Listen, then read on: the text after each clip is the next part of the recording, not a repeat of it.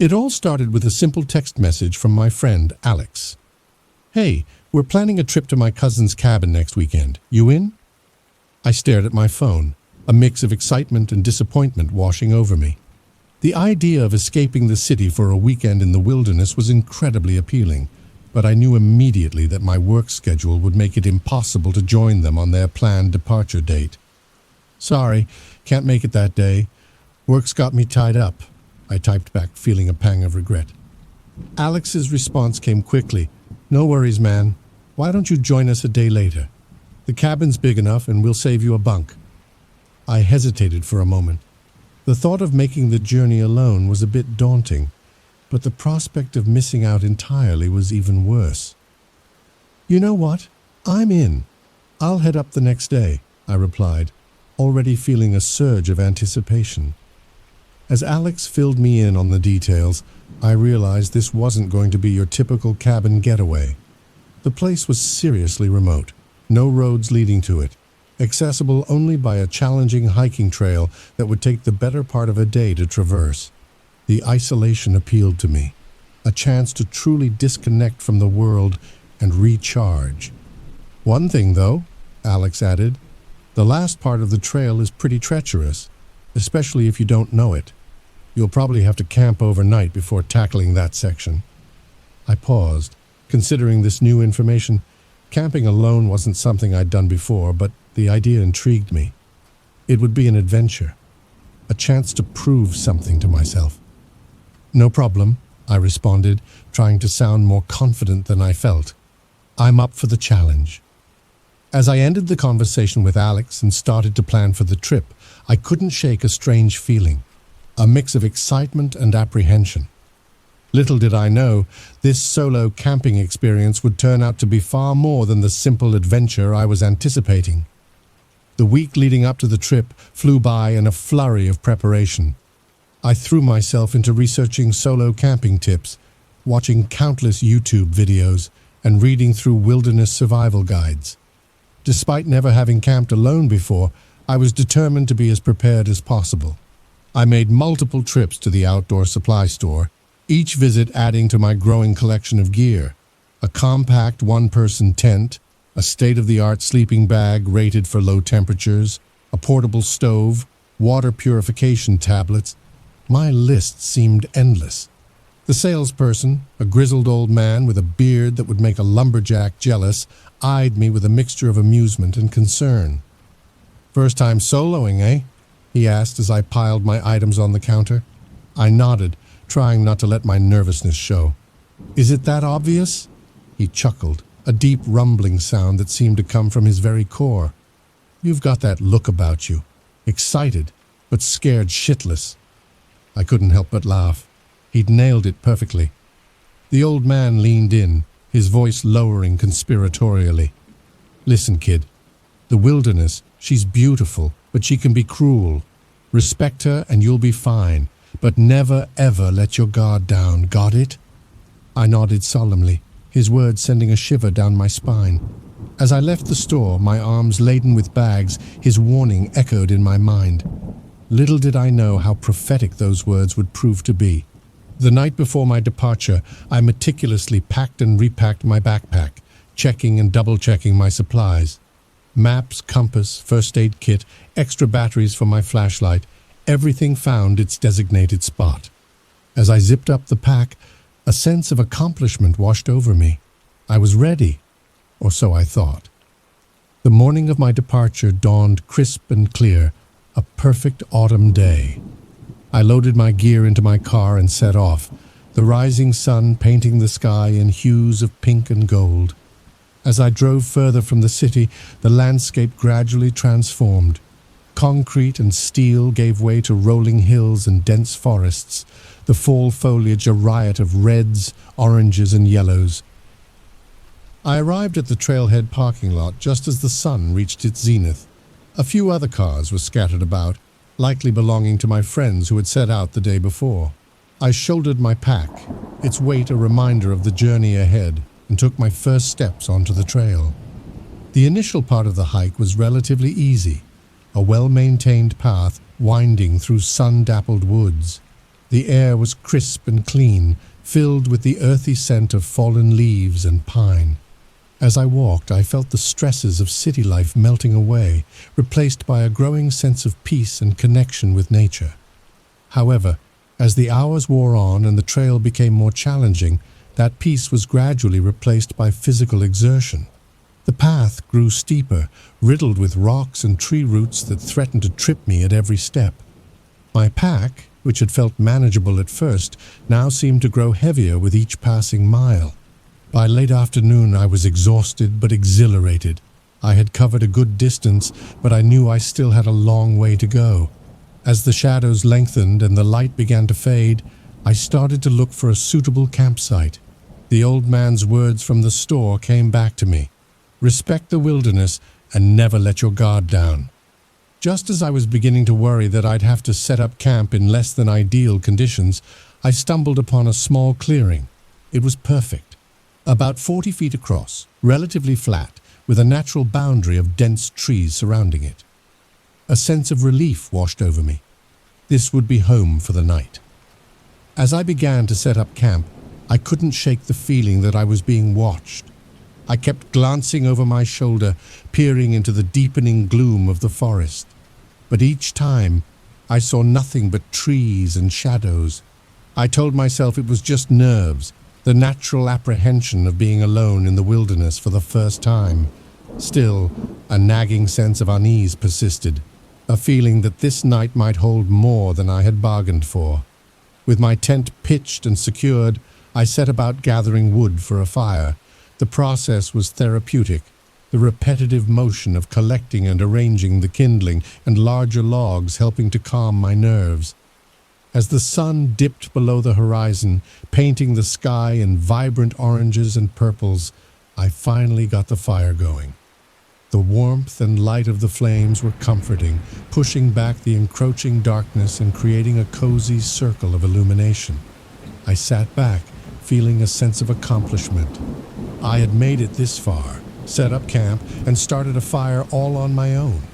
Maybe this solo camping thing wasn't so daunting after all. As the stars began to appear in the darkening sky, I busied myself with dinner preparations. I pulled out the pack of hot dogs I'd brought along, finding a suitable stick to use as a makeshift roasting spit. The sizzle and pop of the hot dogs over the fire, combined with the crackling of the flames, created a soothing soundtrack to the evening. After dinner, I treated myself to the quintessential camping dessert, s'mores. The combination of gooey marshmallow, melted chocolate, and crisp graham cracker was heavenly, and for a moment, all my earlier anxieties melted away like the chocolate on my tongue. As I sat there, basking in the fire's glow and enjoying the peaceful solitude, I began to reflect on the day's journey. The physical challenge had been invigorating, pushing me out of my comfort zone and showing me what I was capable of. There was something profoundly satisfying about relying solely on myself, carrying everything I needed on my back. However, as the night wore on, that sense of peaceful solitude began to shift into something less comfortable. The darkness beyond the fire's reach seemed to grow deeper, more oppressive. The sounds of the forest, which had been a pleasant backdrop during the day, now took on a more ominous tone. It started with small noises, the rustle of leaves, the snapping of twigs. At first I dismissed them as the natural sounds of the woods at night, but as time passed, I couldn't shake the feeling that these sounds had a pattern to them. It was as if something was moving around the clearing, circling just beyond the reach of the firelight. I tried to rationalize it. The woods were full of nocturnal animals after all. It was probably just a curious fox or raccoon drawn by the scent of my dinner. But as the circling continued, making 4 or 5 complete revolutions around the clearing, my unease grew. Finally, unable to bear the suspense any longer, I decided to investigate. As soon as I stood up, the noises ceased abruptly. In the sudden silence, I could have sworn I heard something larger moving quickly away through the underbrush. I stood there for a long moment, my heart pounding, straining my ears for any further sounds. But the woods had gone eerily quiet, as if holding its breath. Shaking off the lingering sense of unease, I told myself it was just my imagination running wild. I was alone in the woods for the first time. Of course, I was a bit jumpy. Deciding it was time to turn in for the night, I carefully extinguished the fire, making sure every ember was out. As darkness engulfed the clearing, I retreated to my tent, zipping myself securely inside. Despite my earlier scare, exhaustion soon overtook me, and I drifted off into a fitful sleep, unaware that the night's events were far from over. I'm not sure how long I slept before the whispers began. At first, they insinuated themselves into my dreams, a barely audible murmur that I couldn't quite make out. Gradually, as I hovered in that liminal space between sleep and wakefulness, I became aware that the whispers were real, coming from just outside my tent. My eyes snapped open, heart pounding in my chest. I lay perfectly still, hardly daring to breathe as I strained my ears to make sense of what I was hearing. The voice, or voices, I couldn't be sure, were just above a whisper, the words indistinct and muffled. For a wild moment, I wondered if it could be my friends, having perhaps decided to come looking for me, but no, that made no sense. They were miles away at the cabin, and in any case, why would they be whispering outside my tent in the middle of the night? As I listened, I realized I couldn't understand what was being said.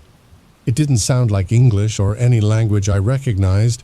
The syllables were strange, almost guttural, with an odd rhythmic quality that sent shivers down my spine. I don't know how long I lay there, frozen in fear, listening to those impossible whispers. It could have been minutes or hours. Time seemed to lose all meaning in the face of this inexplicable phenomenon.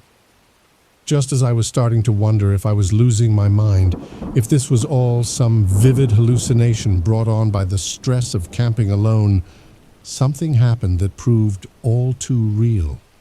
A hand, or something like a hand, pressed against the side of my tent down near my feet. In the faint moonlight filtering through the tent fabric, I could see the clear impression of fingers pressing insistently against the nylon. Panic surged through me, jolting me into action. I sat up quickly, a strangled cry escaping my lips. The reaction was instantaneous. Whatever was outside my tent took off at a sprint, crashing through the underbrush with a speed that seemed impossible for the dense forest surrounding my campsite. For a long moment I sat there in the darkness, my breath coming in ragged gasps, my mind reeling from what had just happened. When I finally gathered the courage to unzip the tent and peer outside, flashlight in hand, the clearing was empty. The beam of light revealed nothing but trees and shadows, no sign of whatever had been out there moments before. With shaking hands, I examined the spot where the hand had pressed against the tent. I half expected to find a muddy print or some other tangible evidence of the encounter. But there was nothing. The fabric was clean and undisturbed. Sleep was out of the question after that. I spent the rest of the night huddled in my sleeping bag, flashlight clutched in my hand, jumping at every sound. As the first faint light of dawn began to filter through the trees, I had never been so glad to see the sun.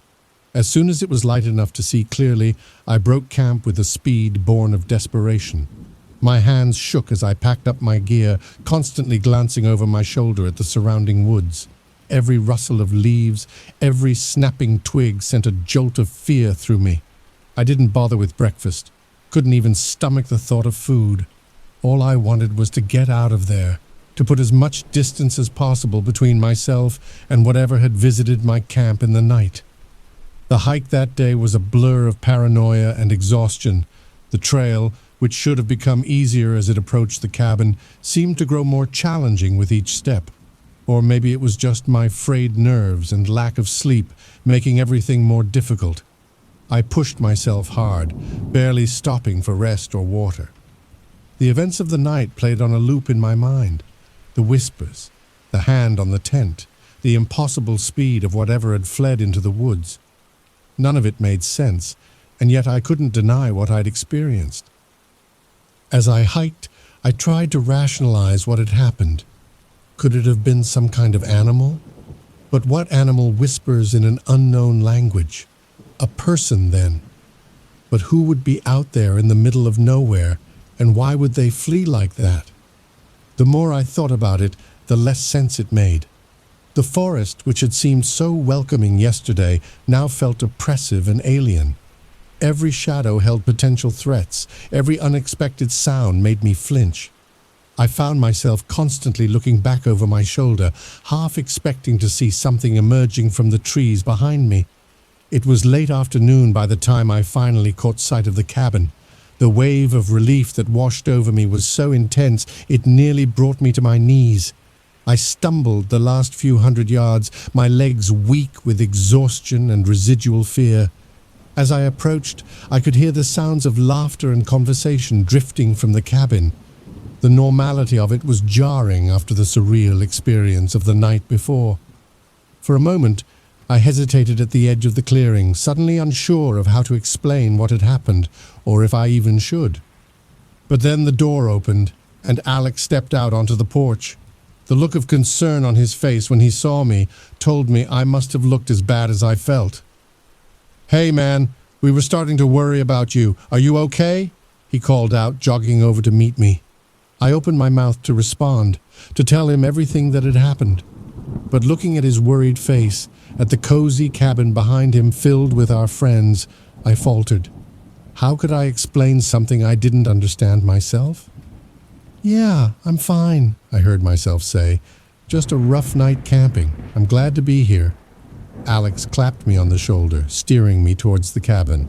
"Well, you're here now. Come on in, get some food in you. You look like you could use it." As we walked towards the warmth and light of the cabin, I glanced back one last time at the dark line of trees behind me. For a moment, I thought I saw something move in the shadows, a flicker of motion just at the edge of my vision, but when I looked directly at it, there was nothing there. Shaking my head, I turned back to the cabin. Whatever had happened out there in the woods, whatever I had encountered, it was behind me now. At least that's what I told myself as I stepped over the threshold, leaving the wilderness and its mysteries behind. But even as I spoke the words, I knew they rang hollow. The whispers I'd heard, the touch on my tent, those weren't ordinary forest noises. They were something else entirely, something I couldn't explain or rationalize away. Alex steered me towards the kitchen area, pressing a cold beer into my hand. "Here. You look like you could use this. Dinner's almost ready. Lisa's famous chili. It'll warm you right up." I nodded gratefully, taking a long swig of the beer. The familiar taste helped ground me, reminding me that I was safe now, surrounded by friends.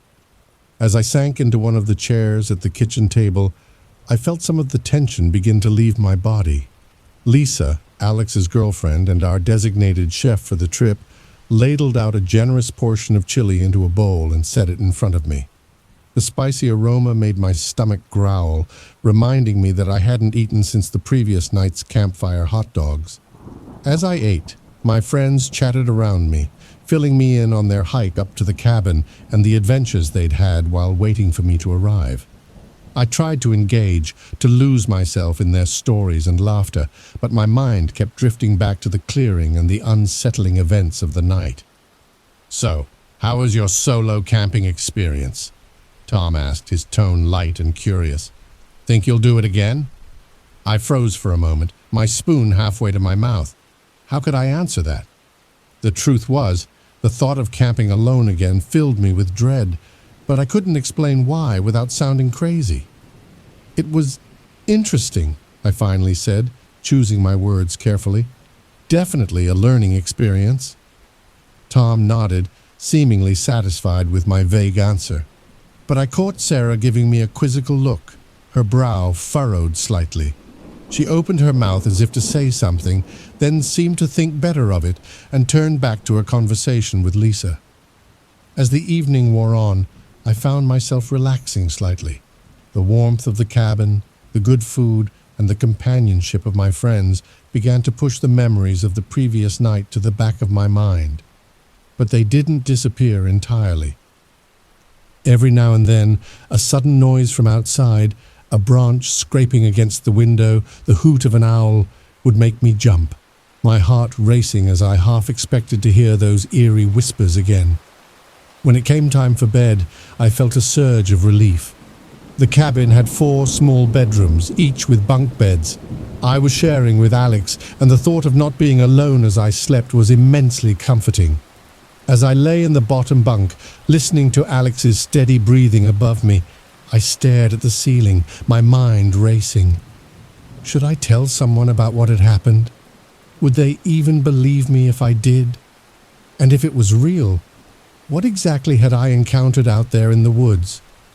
Sleep was a long time coming, and when it finally did, it was filled with unsettling dreams of shadowy figures and whispered words in an unknown tongue. I woke the next morning to the smell of coffee and the sound of muffled conversation from the main room. For a moment, disoriented by the unfamiliar surroundings, I felt a surge of panic. Then I remembered where I was, safe in the cabin, surrounded by friends. As I made my way to the kitchen, I found most of the group already up and about. Lisa was at the stove, flipping pancakes, while others nursed mugs of coffee around the table. "Morning, sleepyhead," Alex greeted me cheerfully. "We were starting to wonder if you were going to sleep all day." I mumbled a greeting, gratefully accepting the mug of coffee Sarah held out to me. As I sipped the hot, bitter liquid, I felt some of the fog in my brain begin to clear. "So, what's the plan for today?" I asked, hoping to divert attention from my late appearance and disheveled state. "We were thinking of hiking up to the ridge," Tom said, spreading a map out on the table. "There's supposed to be an amazing view of the valley from up there." The others nodded enthusiastically, but I felt a knot form in my stomach. The thought of going back into those woods filled me with dread. But how could I explain my reluctance without revealing what had happened? "Sounds great," I heard myself say, even as my mind screamed in protest. As we geared up for the hike, I couldn't shake my unease. Every rustle in the underbrush, every snapping twig made me flinch. I tried to tell myself it was just leftover nerves from my solo camping experience, but deep down I knew it was more than that. The hike itself was beautiful. The autumn colors were in full display, the trees a riot of reds, golds, and oranges. Under different circumstances, I would have been in awe of the natural beauty surrounding us, but I couldn't relax, couldn't lose myself in the experience. I kept finding myself looking over my shoulder, scanning the trees for... what? I wasn't even sure. We reached the ridge around midday. The view was indeed spectacular. The valley spread out below us like a patchwork quilt of forest and meadow. As my friends oohed and ahed, taking photos and pointing out landmarks, I stood slightly apart, my eyes drawn to the dense forest we had just traversed. "Hey, you okay?" Sarah's voice startled me out of my reverie. She had approached quietly, her face etched with concern. I turned to her, ready to brush off her question with another vague reassurance. But something in her expression stopped me. She looked genuinely worried, and for a moment I was tempted to confide in her, to share the burden of what I had experienced. I began, then hesitated. How could I even begin to explain? I just had a weird experience while camping. It's probably nothing, but... Sarah's eyes widened slightly and she leaned in closer. What kind of weird experience? I opened my mouth to respond, but before I could, a shout from Tom interrupted us. "Hey guys, check this out!" We turned to see Tom pointing excitedly at something on the ground. As we gathered around, I saw what had caught his attention. A set of strange, elongated footprints in a patch of soft earth. "What do you think made these?" Lisa asked, her voice hushed with a mix of curiosity and apprehension. I stared at the prints, a chill running down my spine. They were unlike anything I had ever seen before, too long and narrow to be human, but not matching any animal tracks I was familiar with. As the others speculated and debated, I remained silent, my mind racing. Could these tracks be connected to what I had experienced in the clearing? And if so, what exactly were we dealing with out here in these remote woods? The discovery of the tracks cast a somber mood over the group as we began our descent back to the cabin. The carefree atmosphere of the morning hike was gone, replaced by a tense vigilance. Even those who had dismissed the tracks as nothing unusual seemed affected by the change in atmosphere. As we walked, I found myself falling into step beside Sarah. She glanced at me, her expression a mix of curiosity and concern. "So," she said quietly, ensuring the others couldn't overhear, "what were you going to tell me before, about your weird experience?" I hesitated, weighing my options. Part of me desperately wanted to share what had happened, to have someone else validate my experience, but another part feared being dismissed or, worse, thought crazy. "It's complicated," I finally said. "I'm not even sure what happened, to be honest." Sarah nodded slowly. "Sometimes talking about it can help, you know, even if you can't explain it." I took a deep breath, steeling myself. "Okay," I said, "but not here. Back at the cabin, maybe." She agreed, and we continued our hike in silence. As we walked, I couldn't shake the feeling that we were being watched. The forest, which had seemed so peaceful yesterday, now felt oppressive and threatening. Every shadow held potential dangers. Every unexpected sound made me flinch. By the time we reached the cabin, the sun was beginning to set, casting long shadows across the clearing. As we filed inside, I caught Sarah's eye. She nodded almost imperceptibly, a silent agreement to our earlier conversation. As the others busied themselves with dinner preparations and reliving the day's hike, Sarah and I slipped out onto the cabin's small back porch. The woods loomed dark and silent beyond the small circle of light cast by the porch lamp. "All right," Sarah said, turning to face me. "What happened out there?" And so, with the forest as our witness, I began to recount my experience in the clearing. As I spoke, giving voice to the fear and confusion I had been carrying, I felt a weight lifting from my shoulders. Whatever had happened out there in the woods, I was no longer facing it alone. As I finished recounting my experience, Sarah stood silent for a long moment, her gaze fixed on the dark line of trees beyond the porch. When she finally spoke, her voice was low and thoughtful. "You know, my grandmother used to tell stories about these woods," she said, still not looking at me. "Old stories passed down through generations. I always thought they were just fairy tales meant to keep kids from wandering too far into the forest." I felt a chill that had nothing to do with the cool evening air. "What kind of stories?" Sarah turned to face me, her expression serious. "Stories about the forest folk, creatures that weren't quite human, that lived deep in the woods where people rarely ventured. They were said to be curious about humans, but also dangerous if crossed." I stared at her, my mind racing. Could there be some truth to these old stories? Could they explain what I had encountered? Did these stories mention anything about the forest folk, whispering or moving incredibly fast? I asked, hardly daring to breathe as I waited for her answer. Sarah nodded slowly. The whispers were said to be how they communicated with each other, and yes, they were supposed to be incredibly quick and agile in the forest, able to disappear in the blink of an eye. A shiver ran down my spine. The parallels to my experience were uncanny, but surely these were just stories, myths born from the human tendency to create explanations for the unknown. "But that's impossible," I said, more to convince myself than anything else. "These are just old tales, right?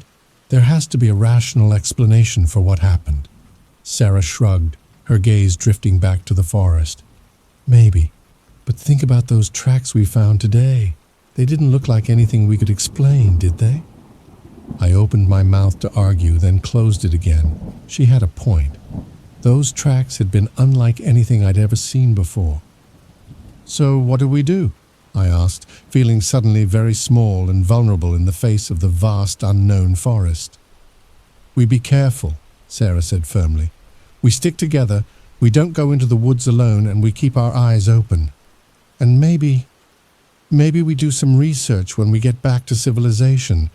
See if there are any other stories or reports of strange encounters in these woods." I nodded, grateful for her practical approach. It made the whole situation feel a little less overwhelming, a little more manageable. As we stood there on the porch, the sounds of laughter and conversation drifted out from the cabin behind us. Our friends, oblivious to the potential danger lurking in the woods, were going about their evening as usual. "Should we tell the others?" I asked, torn between the desire to warn them and the fear of being dismissed or ridiculed. Sarah considered for a moment. "Not yet," she said finally. "Let's wait and see if anything else happens. For now, we'll just keep a close eye on things." As we turned to go back inside, a sudden movement at the edge of the forest caught my eye. For a split second, I thought I saw a figure standing there, watching us. But when I blinked and looked again, there was nothing but shadows and trees. "Did you see that?" I whispered urgently to Sarah. She squinted into the darkness, then shook her head. "No, what was it?" I described what I thought I'd seen, my heart racing. Sarah listened intently, her brow furrowed in concentration. "It could have been a deer," she said, but her tone suggested she didn't really believe it. "Or maybe it was something else. Either way, I think we should head inside now." As we retreated into the warmth and light of the cabin, I couldn't shake the feeling that we were being watched. The forest suddenly seemed alive with hidden presences, secrets and dangers we were only beginning to understand. That night, as I lay in my bunk trying to sleep, every creak of the cabin and rustle of wind in the trees outside set my nerves on edge. I found myself straining to hear those eerie whispers again, both dreading and half expecting them. But the night passed uneventfully, and as dawn broke, I began to wonder if perhaps I had overreacted. Maybe it had all been a product of my imagination, fueled by the stress of camping alone for the first time. Yet as I looked out the window at the misty forest beyond, I couldn't quite convince myself of that. Something was out there, something that defied easy explanation. And I had a feeling that before this trip was over, we might just come face to face with the truth behind the legends of the forest folk. Little did I know the real adventure and danger was only just beginning. The next few days passed in a strange mix of normalcy and underlying tension. On the surface, our group continued with the planned activities, hiking, fishing in the nearby stream, telling stories around the campfire at night. But for Sarah and me, every excursion into the woods was tinged with a heightened awareness, a constant vigilance for anything out of the ordinary. We didn't see anything as overtly strange as the tracks we'd found that first day, but there were oddities. Moments when the forest would fall unnaturally silent, as if holding its breath. Glimpses of movement just at the edge of our vision, gone when we turned to look directly. Once, while on a hike, I could have sworn I heard that eerie whispering again, carried on the wind, but it was gone before I could be sure. Sarah and I kept these observations to ourselves, not wanting to alarm the others without concrete evidence, but I could tell the strain was starting to wear on both of us. We were jumpy, quick to startle at unexpected noises, our eyes constantly scanning the trees around us. It was on the fourth day of our stay that things took a more dramatic turn. We had split into two groups for the day. Tom, Lisa, and Alex had gone for a longer hike to a nearby waterfall, while Sarah, myself, and the remaining two members of our group, Mike and Emily, had opted for a more leisurely day of fishing and exploring closer to the cabin. We were following the stream that ran near the cabin, looking for a good spot to set up our fishing gear, when Emily suddenly stopped short. "Guys," she said, her voice tight with alarm, "look at this." We gathered around where she was pointing. There, in the soft mud of the stream bank, was a set of footprints. They were similar to the ones we'd found on the ridge, elongated, with strange proportions that didn't match any animal we knew. But these were fresher, the edges still crisp and well-defined.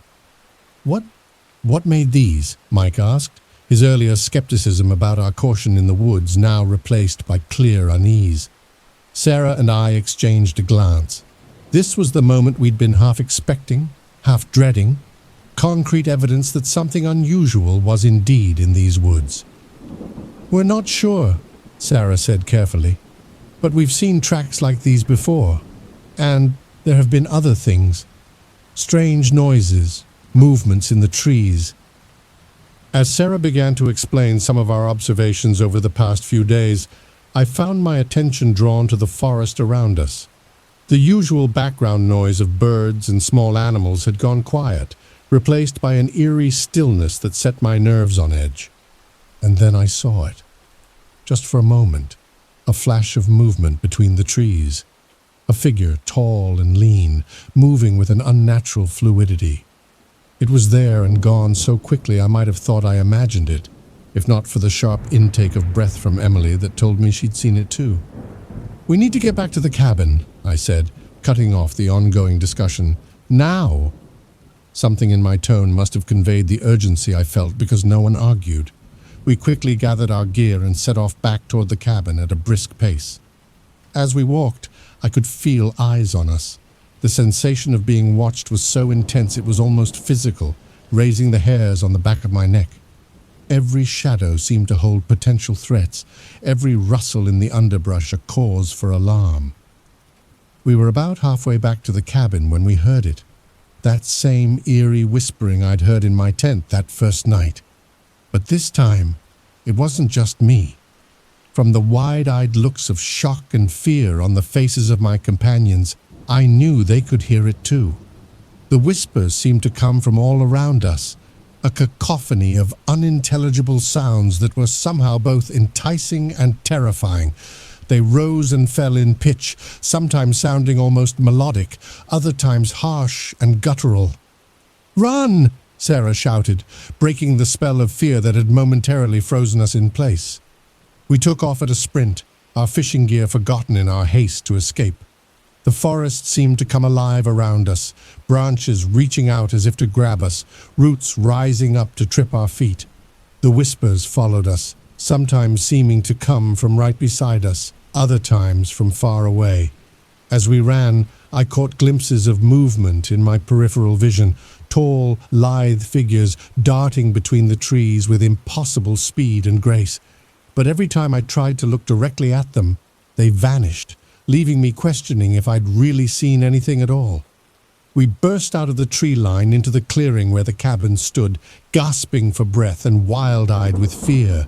The sudden silence was almost as shocking as the whispers had been. It was as if we'd crossed some invisible boundary beyond which our pursuers couldn't or wouldn't follow. What was that?" Emily panted, her face pale with shock. Before anyone could answer, the cabin door burst open. Tom, Lisa, and Alex spilled out, their expressions a mix of concern and confusion. "We heard shouting," Alex said, hurrying towards us. "What happened? Are you guys okay?" Sarah and I exchanged a look. There was no hiding it now. We had to tell them everything. As we sat around the cabin's main room, mugs of hot tea in hand to calm our nerves, Sarah and I took turns explaining everything that had happened since my first night alone in the woods. We told them about the whispers, the strange tracks, the fleeting glimpses of impossible creatures moving through the trees. To their credit, our friends listened without interruption, their expressions growing more serious with each revelation. When we finished, there was a long moment of silence as everyone processed what they'd heard. "So," Tom said finally, his voice carefully neutral, "you're saying there are, what, some kind of forest creatures out there? Watching us? Following us?" I nodded, bracing myself for disbelief or ridicule. But to my surprise, Tom just nodded thoughtfully. "You know," he said slowly, "I thought I saw something weird yesterday on our hike to the waterfall. A figure in the trees, moving faster than anything I've ever seen. I told myself I was imagining things, but now..." One by one, the others chimed in with their own stories, odd experiences they'd dismissed or rationalized away over the past few days. A strange silence falling over the forest, unexplained noises in the night, a feeling of being watched. Okay, Alex said, taking charge as he often did in difficult situations. So, assuming all of this is real, what do? Do we leave? The question hung in the air, heavy with implications. Part of me wanted nothing more than to pack up and get as far away from these woods as possible. But another part, the part that had always been drawn to mysteries and the unknown, was reluctant to leave without answers. I don't think we should leave, Sarah said, voicing my own thoughts. At least not yet. Whatever these beings are, they haven't actually harmed us. They seem curious about us, maybe even trying to communicate in their own way. Are you suggesting we try to make contact? Lisa asked, her voice a mix of fear and excitement. Sarah shrugged. Maybe, or at least maybe we could try to understand them better. We have 2 more days before we're supposed to leave. We could use that time to observe, to gather more information.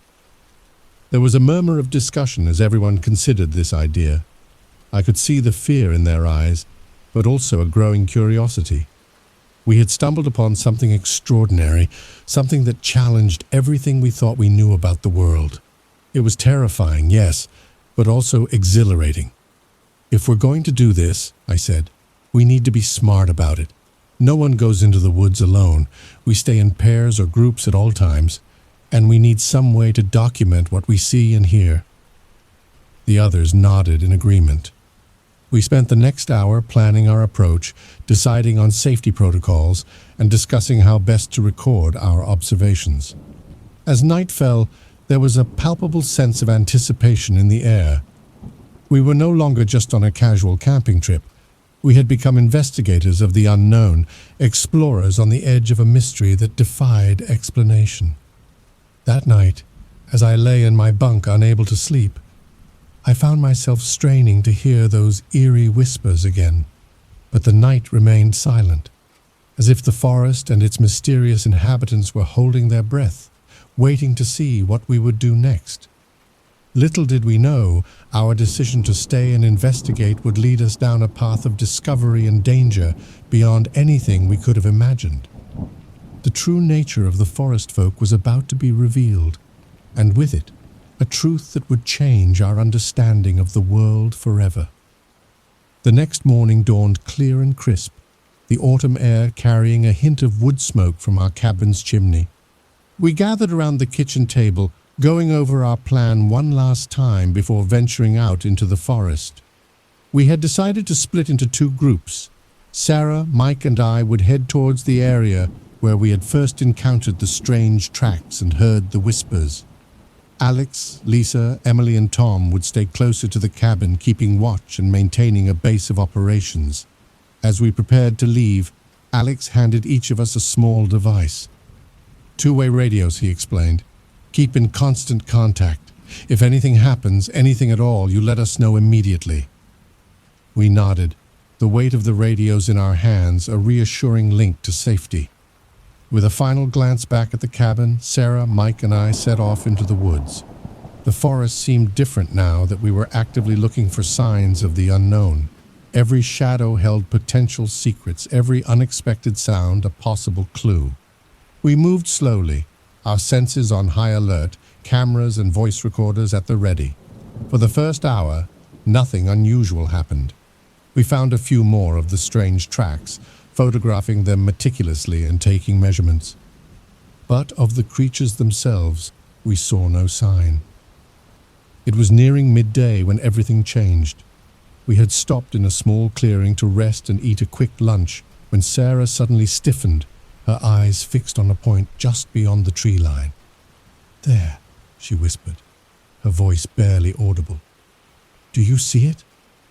I followed her gaze, my heart pounding. At first, I saw nothing but trees and shadows. Then, slowly, a figure seemed to materialize from the very bark of a large oak tree.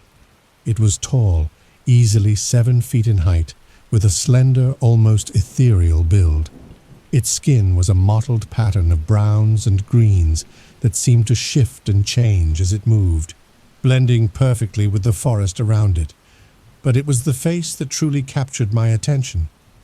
Large, almond-shaped eyes of a deep forest green regarded us with unmistakable intelligence. There was no nose that I could discern, and the mouth was just a thin line that didn't move as a series of soft whistles and clicks emanated from it. "Oh my God," Mike breathed beside me. "It's real. They're real." As if in response to his words, more figures began to appear from the surrounding trees. 5, then 10, then more than I could count. They moved with an otherworldly grace, their bodies seeming to flow rather than walk. I raised my camera with shaking hands, hardly daring to breathe as I snapped photo after photo. Sarah was whispering a running commentary into her voice recorder while Mike stood frozen, his eyes wide with a mix of fear and wonder. The beings made no move to approach us, but neither did they retreat. They simply stood there, watching us with those large, inscrutable eyes. The forest had fallen completely silent, as if holding its breath in anticipation of what would happen next. Slowly, careful not to make any sudden movements, I reached for the radio at my belt. "Alex," I whispered into it. "Are you there? You need to get out here. Now. We've made contact." There was a burst of static. Then Alex's voice came through, tense with excitement and concern. "We're on our way. Don't move. Don't do anything to provoke them." As we waited for the others to arrive, one of the beings, the first one we had seen, took a step forward. Its movement was so fluid it seemed to glide across the forest floor. It stopped about 10 feet away from us, its head tilted slightly to one side in what seemed like curiosity. Then, to our utter amazement, it spoke. The sound was unlike anything I had ever heard before. A complex series of whistles, clicks, and what sounded almost like wind through leaves. But underneath it all, I could have sworn I heard words. Not in English, not in any language I recognized, but definitely words. Sarah, her voice shaking with excitement, whispered into her recorder, "They're trying to communicate. They're actually trying to talk to us." As the being continued its strange speech, more of its kind moved forward to join it. They formed a loose semicircle around us, their eyes never leaving our faces. I had the unsettling feeling that they were studying us just as intently as we were studying them. Just then we heard the sound of running feet and breaking branches. Alex and the others burst into the clearing, their faces flushed with exertion and excitement. They skidded to a halt as they took in the scene before them. For a long moment, humans and forest beings regarded each other in silence. Then, slowly, deliberately, the being who had spoken raised one long-fingered hand in what was unmistakably a gesture of greeting. We stood on the precipice of something monumental, a first contact scenario that would change everything we thought we knew about our world and our place in it. As I raised my own hand in response, I couldn't help but wonder, what would happen next? And how would this encounter change us, all of us, forever? The next few hours passed in a blur of excitement and frantic activity. We set up a makeshift research station in the clearing, cameras and audio equipment trained on our newfound forest companions. The beings seemed content to stay, watching us with those large, enigmatic eyes as we scurried about our tasks. Alex, who had some linguistics background from college, took charge of trying to establish communication.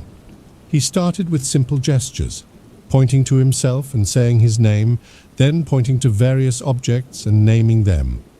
The forest beings watched intently, occasionally mimicking his gestures with their fluid grace. It was Lisa who made the breakthrough. A biology major, she had been recording the various sounds the beings made, trying to discern patterns. "Guys," she called out excitedly, "I think I've got something." We gathered around her laptop as she played back a series of recordings. "Listen," she said, pointing to the sound waves on the screen. "There's a definite structure here. It's not random noise. This is a language." As we listened more closely, we began to hear it too.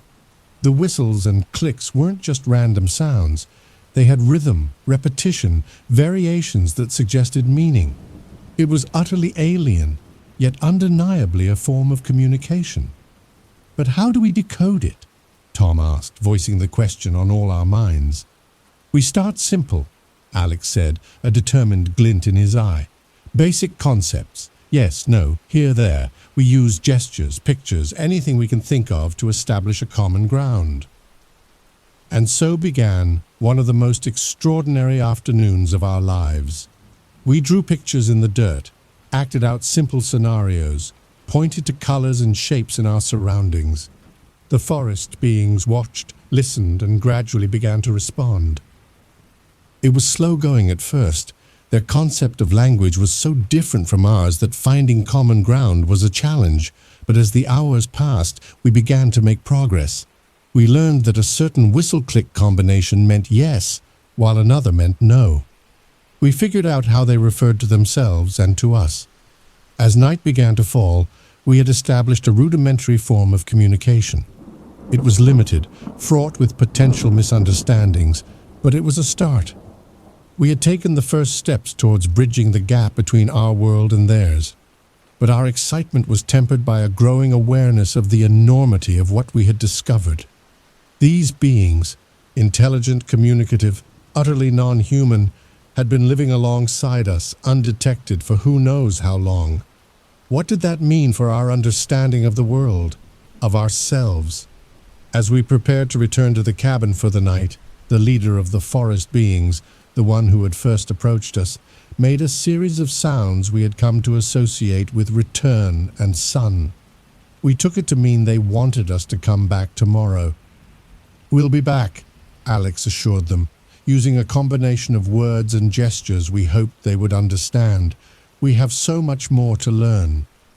As we hiked back to the cabin, our minds reeling from the day's events, I couldn't shake the feeling that we were on the brink of something monumental. We had made first contact with an intelligent, non-human species. The implications were staggering. But as we emerged from the tree line into the clearing where our cabin stood, a sobering thought struck me. What would happen when our trip was over, when we had to return to the world beyond these woods? How could we possibly keep this discovery a secret? And what would happen if we didn't? As we settled in for the night, our conversation turned to these weighty questions. We were no longer just a group of friends on a camping trip. We had become the keepers of a secret that could change the world. The question was, what were we going to do about it? The next morning, we gathered around the kitchen table, mugs of steaming coffee in hand, to discuss our next steps. The excitement of discovery had given way to a more somber mood as we grappled with the implications of what we had found. "We can't just leave and pretend this never happened," Sarah said, voicing what we were all thinking. "These beings, they're intelligent, they're trying to communicate with us. We have a responsibility to them and to the world to pursue this further." "But how?" Lisa asked. "Our trip ends tomorrow. We all have jobs, lives to get back to. And even if we could stay, how long before someone notices we're gone, before people start asking questions?" Alex leaned forward, his expression serious. "There's also the question of whether we should tell anyone at all. Think about it. If word gets out about intelligent, non-human beings living in these woods, what happens then? Scientists, media, government agencies, they'd all descend on this place. The forest being's way of life would be destroyed." A heavy silence fell over the group as we contemplated this. He had a point. Our discovery, if revealed, would change everything, not just for us, but for the forest beings as well. "But don't we have an obligation to share this knowledge?"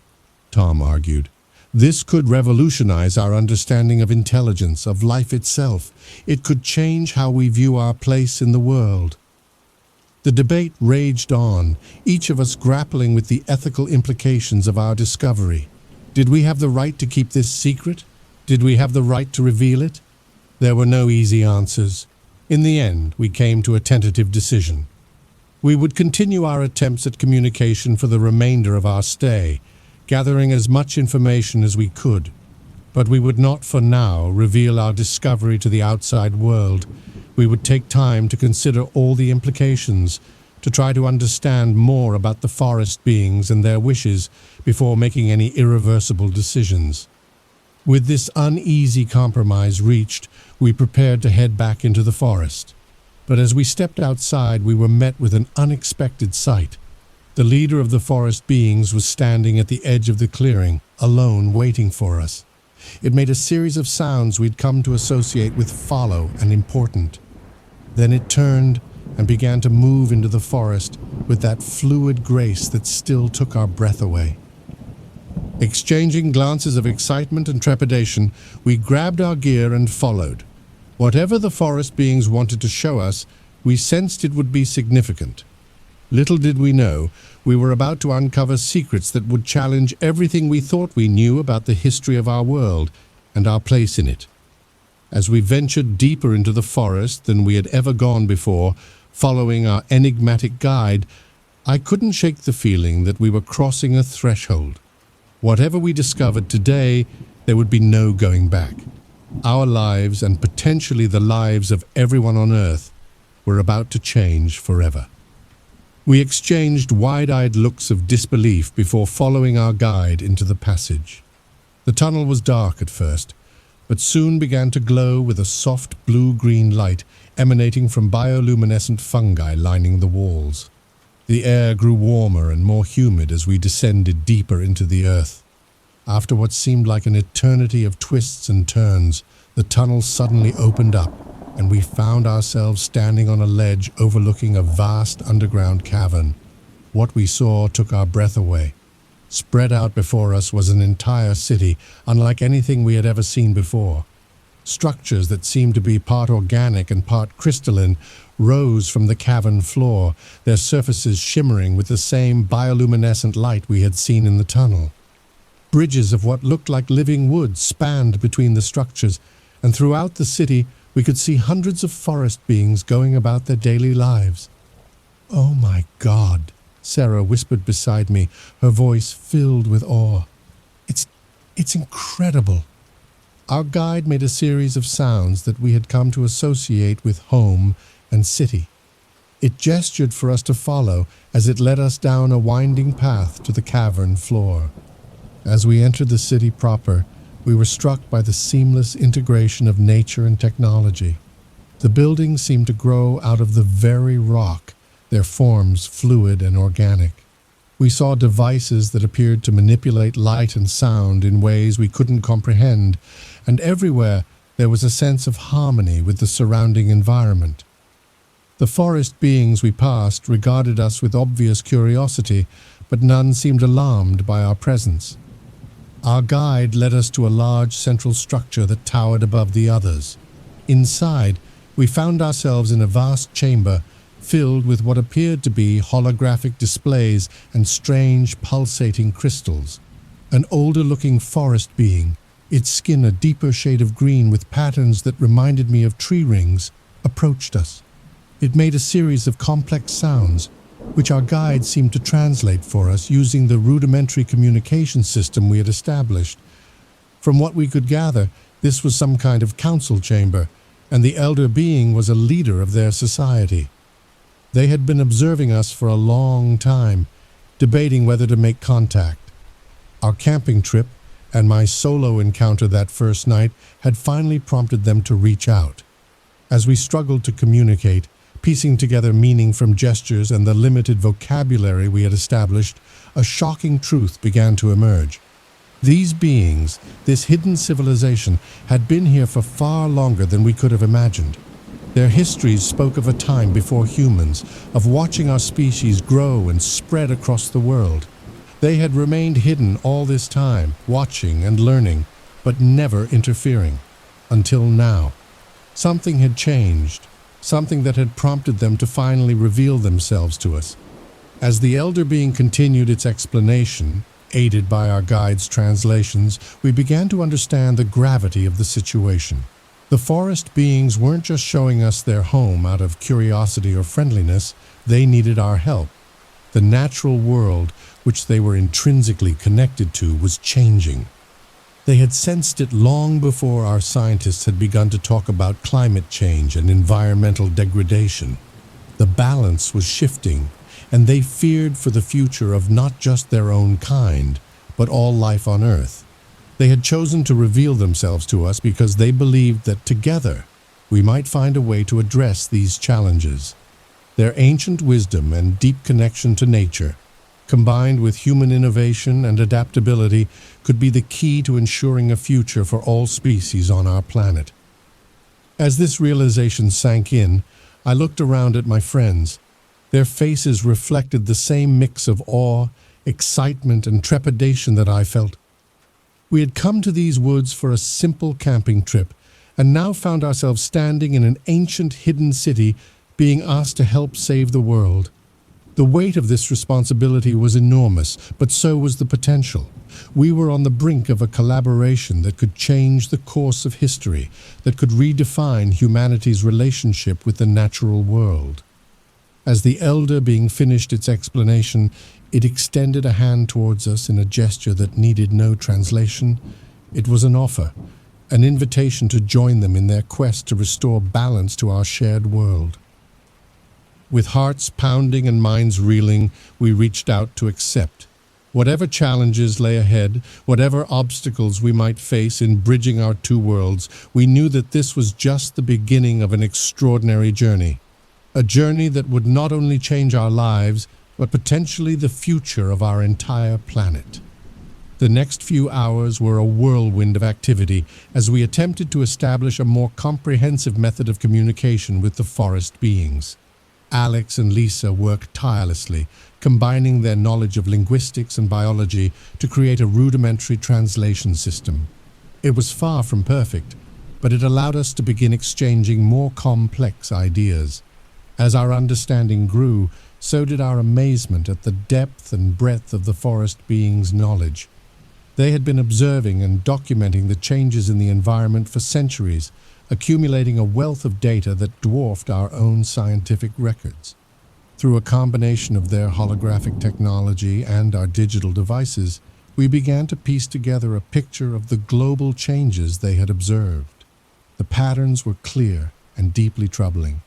The delicate balance of ecosystems worldwide was shifting at an unprecedented rate, with consequences that were only beginning to manifest. "This is incredible," Tom murmured as we pored over the data. With this information, we could revolutionize our understanding of climate change and its effects.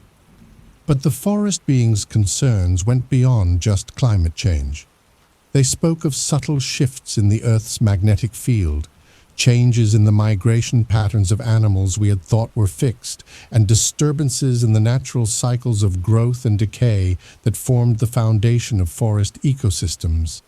As night fell in the world above, we realized we had been in the hidden city for hours. The concept of time seemed different here, measured more in the ebb and flow of natural cycles than in minutes and hours. The elder being, which we had come to understand, held a position similar to a tribal chief or mayor, invited us to stay in the city overnight. We were shown to a series of chambers that had been adapted for our comfort, with bioluminescent lights that could be adjusted to our preference, and strange but surprisingly comfortable organic furniture. As we settled in for the night, our minds buzzing with all we had learned, we gathered to discuss our next steps.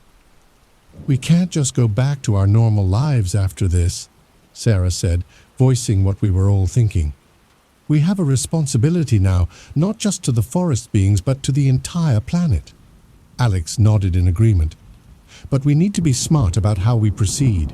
If we go public with this information too quickly, without a solid plan, it could cause panic or worse, lead to the forest beings being exploited or harmed." We debated long into the night, weighing our options and responsibilities. By the time exhaustion finally overcame us, we had the outline of a plan. We would return to our world, but not to our old lives. Instead, we would use our respective skills and connections to begin laying the groundwork for a gradual revelation of what we had discovered. Tom, with his background in environmental science, would begin compiling and analyzing the data the forest beings had shared. Lisa would use her biology expertise to study the unique physiology of the forest beings and their symbiotic relationship with their environment. Alex would work on developing more advanced translation tools to facilitate better communication. As for Sarah and me, we would be the liaisons between our world and theirs, coordinating our efforts, and ensuring that the wishes and well-being of the forest beings remained at the forefront of our endeavors. As I drifted off to sleep that night, in a chamber deep beneath the Earth's surface, surrounded by the gentle pulsing of bioluminescent light, I couldn't help but feel a mix of excitement and trepidation about the path that lay ahead. We were about to embark on a journey that would change not just our lives, but potentially the course of human history. The once simple camping trip had become the beginning of an extraordinary adventure, one that would challenge our understanding of the world and our place in it. As I closed my eyes, I wondered what new wonders and challenges the dawn would bring in this hidden city beneath the forest. The next morning, or what passed for morning in the subterranean city, we were awakened by our forest being guide. It was time for us to return to the surface world. Our originally planned departure date had arrived, and we knew that staying longer would raise suspicions among our families and colleagues.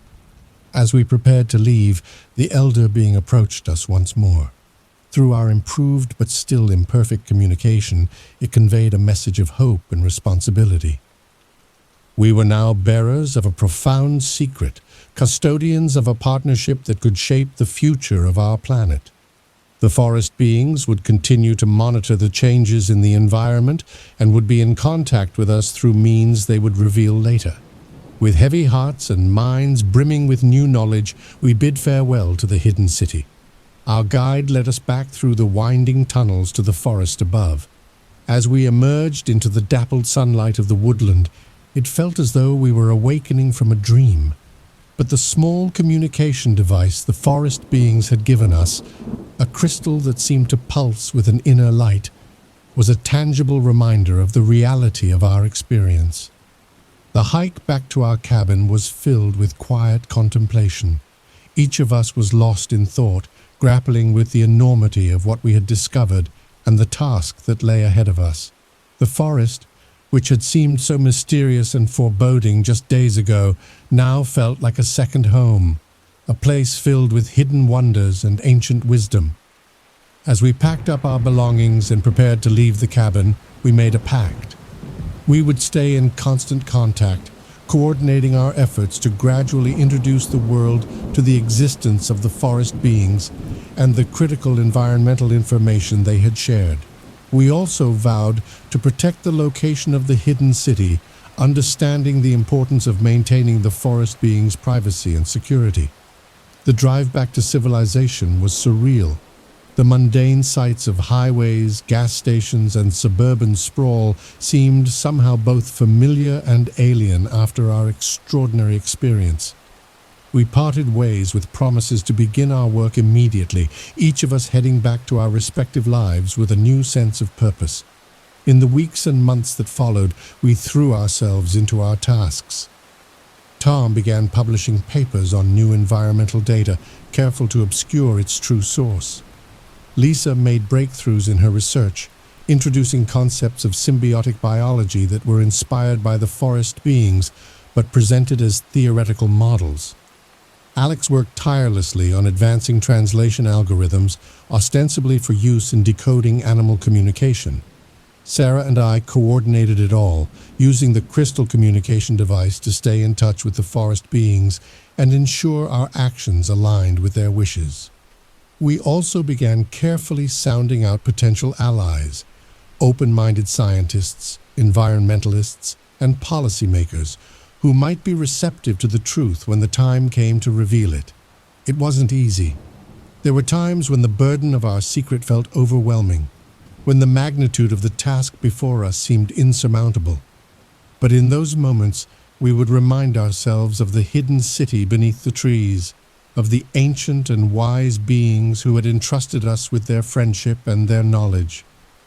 As the seasons changed and our work progressed, we knew we were on the cusp of something monumental. The day would soon come when we would need to reveal the truth to the world. But for now, we worked in secret, guided by the wisdom of the forest and the hope for a better future. Our camping trip had ended, but our true journey, one that would reshape our understanding of the world and our place in it, had only just begun. 5 years have passed since that fateful camping trip that changed our lives forever. In that time, we've made remarkable progress, but our work is far from over. The world is slowly becoming aware of the forest beings, though the full truth is still known only to a select few.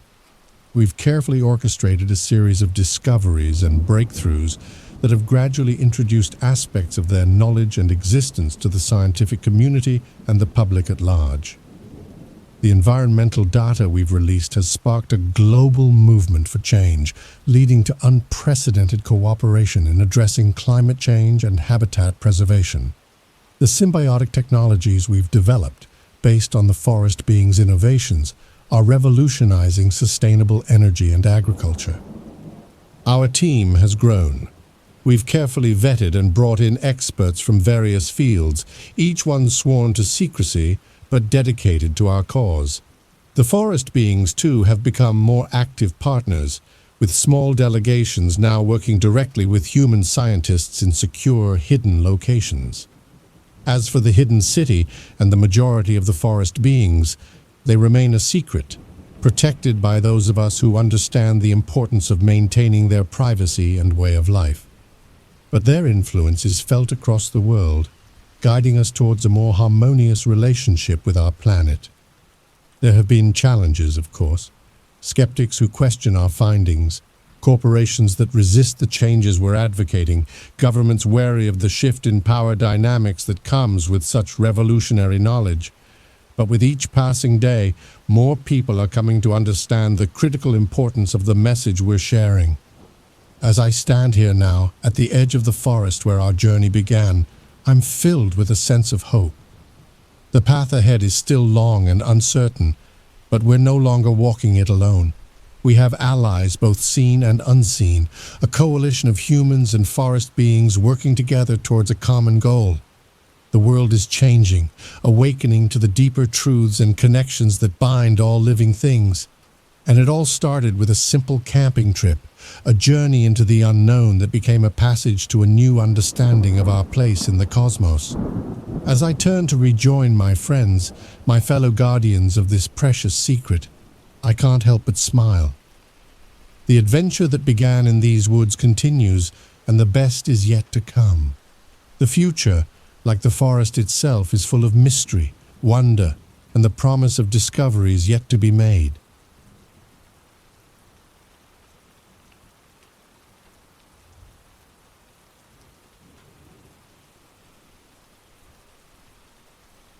As I sit here, recounting the events of that fateful night, I can't help but reflect on the journey that led me to that moment.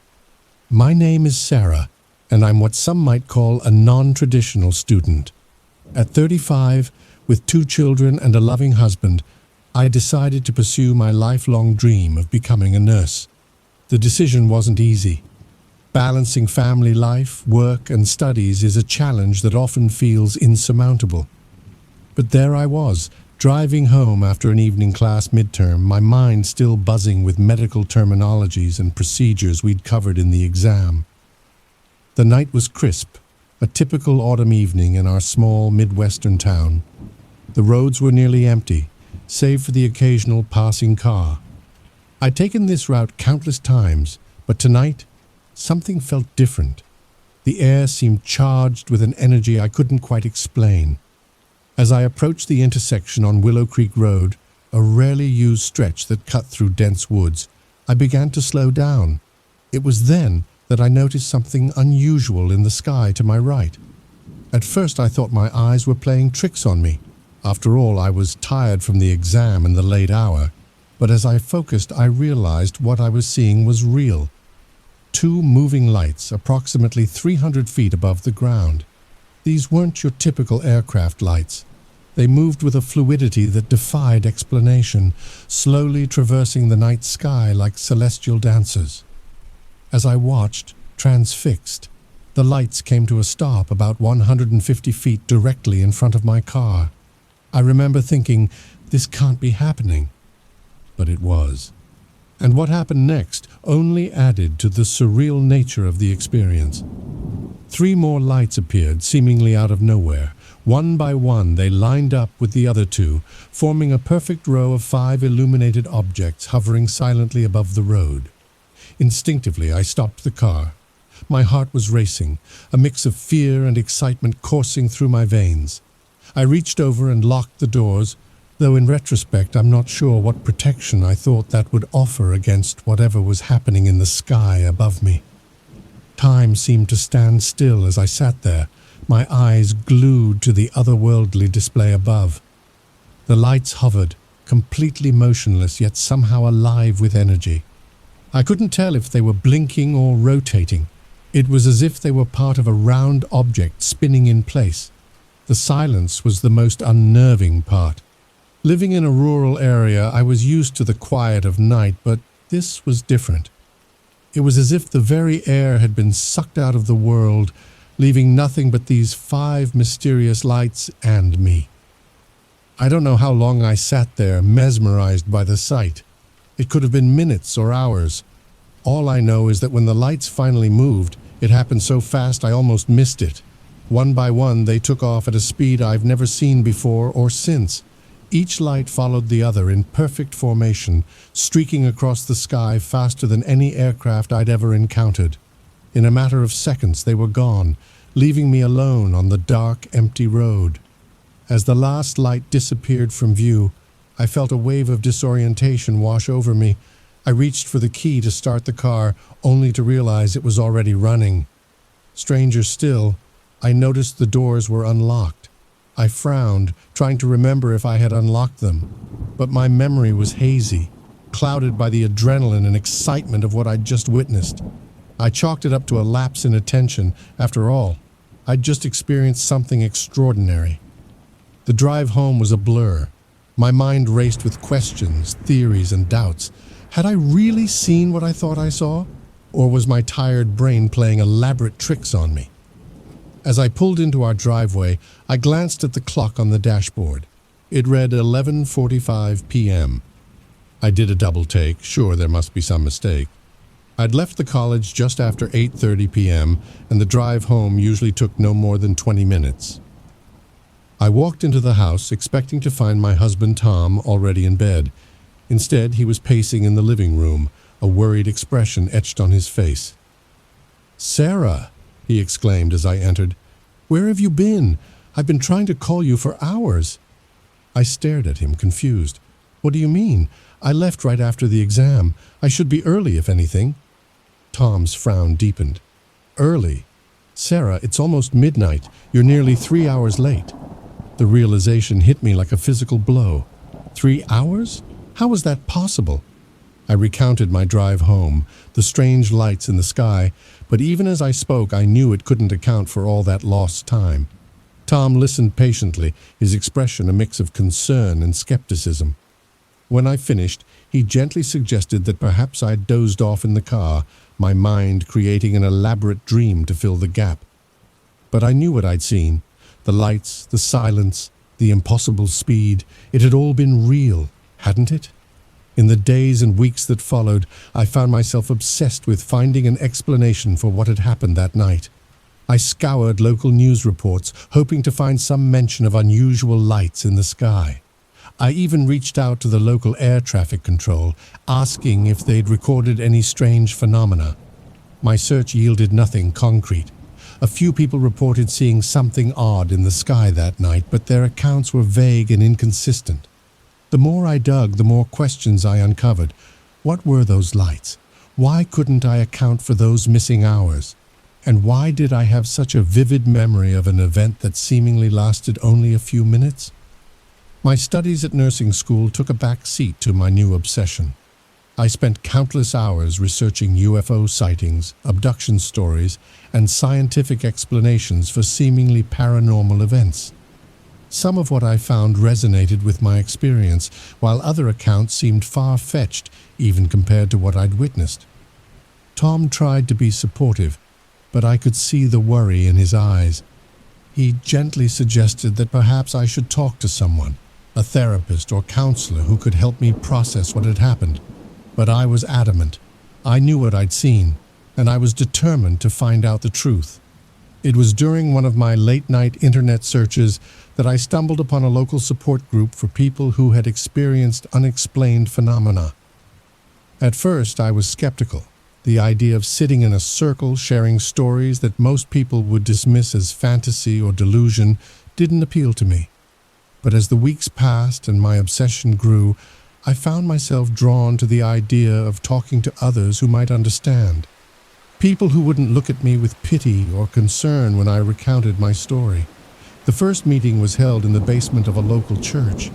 As I walked down the stairs, I could hear the low murmur of voices. I paused at the door, suddenly unsure. Was I really going to do this? Taking a deep breath, I pushed open the door. The room fell silent as all eyes turned to me. There were about a dozen people seated in a circle, their expressions a mix of curiosity and understanding. A woman with kind eyes and graying hair stood up. "Welcome," she said warmly. "I'm Linda. We're glad you could join us. Would you like to introduce yourself?" I hesitated for a moment before taking a seat. "I'm Sarah," I said, my voice barely above a whisper. "And I saw something I can't explain." As I recounted my story to the group, I was struck by the attentiveness of their faces. There was no judgment, no skepticism, just genuine interest and empathy. When I finished, a man named David leaned forward. "The lights you saw," he said, his voice trembling slightly. "Were they a sort of pulsating blue-white?" I nodded, stunned. "Yes, exactly like that. How did you know?" David's story was remarkably similar to mine. He'd seen the lights while camping in the woods about 50 miles from where I'd had my encounter. Like me, he'd experienced missing time and a sense of disorientation afterward. Others in the group shared their own experiences. While the details varied, there were common threads: unexplained lights, missing time, and a profound sense that something life-changing had occurred. For the first time since that night, I felt a sense of validation. These people believed me because they'd lived through similar experiences. They understood the frustration of not having answers, the feeling of being dismissed by friends and family who couldn't comprehend what we'd been through. As the meeting drew to a close, Linda approached me. "How are you feeling?" she asked gently.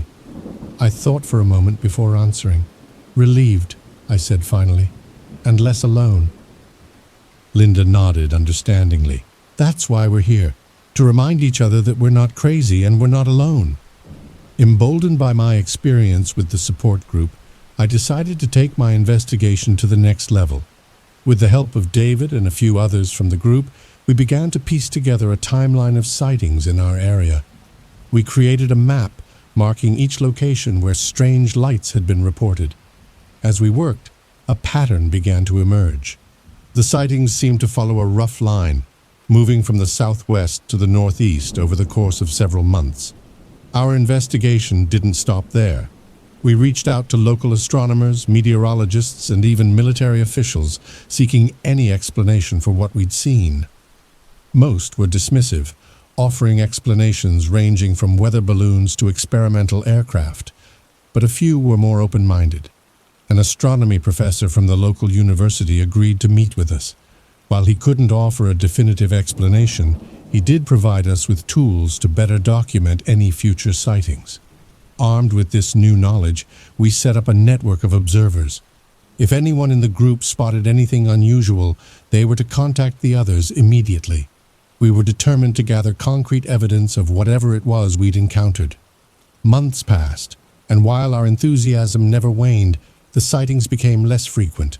Life began to return to normal. I refocused on my nursing studies, determined to complete my degree despite the distractions of the past year. It was a crisp autumn evening, almost exactly a year after my initial encounter, when it happened again. I was driving home from a late-night study session at the library when I saw them, the familiar blue-white lights hovering in the distance. My heart raced as I pulled over to the side of the road. With shaking hands, I reached for the camera we'd all agreed to keep in our cars for just such an occasion. As I watched through the viewfinder, the lights began to move. They danced across the sky in intricate patterns, defying the laws of physics as I understood them. I snapped photo after photo, praying that at least one would come out clearly. Suddenly, the lights shot upward at an impossible speed, disappearing into the night sky. I sat there for a long moment, my breath coming in short gasps, before I remembered to call the others. The photos I took that night weren't perfect. Many were blurry or underexposed, but a few, a precious few, clearly showed the lights, their ethereal glow captured for all to see. Our group was ecstatic. Finally, we had tangible evidence of what we'd been experiencing. We carefully analyzed each photo, looking for any clue that might help us understand what we were seeing. We sent copies to experts around the country, ufologists, astronomers, even government agencies. The responses were mixed. Some dismissed the photos as easily explainable phenomena or clever hoaxes. Others were more intrigued, asking for more information and offering to conduct further analysis. As word of our evidence spread, we found ourselves thrust into the spotlight. Local news stations wanted interviews, and we even received inquiries from national media outlets. It was overwhelming and at times frightening. We had sought answers, but now we found ourselves at the center of a growing controversy.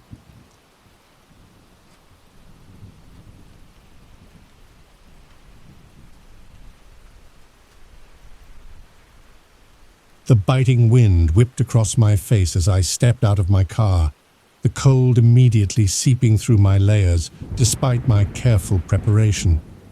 It was a crisp winter morning at Indiana Dunes State Park, and the world around me was blanketed in a thick layer of pristine white snow.